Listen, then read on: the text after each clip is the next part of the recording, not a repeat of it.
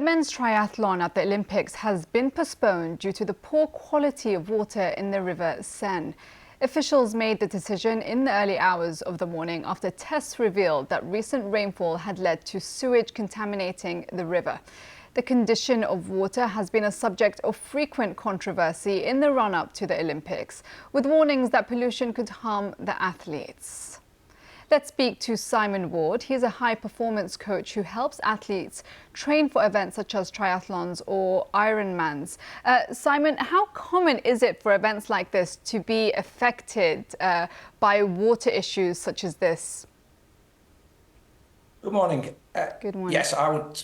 It's not super common, but you're interacting with nature, and so I guess that nature always plays a hand.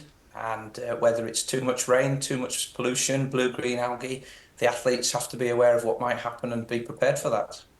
I mean, in practice, you're a swimmer yourself. In practice, how would it affect the swimmers if they'd gone ahead today? Well, you probably wouldn't notice anything at the time. The water might taste a little different, but you're in fresh water. But you would probably notice it within 12, 24 hours with a poor stomach, and then depending on how toxic the water is at the time, that might last for a day or it might last for a few days. But it would certainly affect the health of some, if not all of the swimmers, depending on the toxicity of the water. We saw a few Parisian politicians swim in the river beforehand to show that it would be okay. Could the situation have changed so quickly?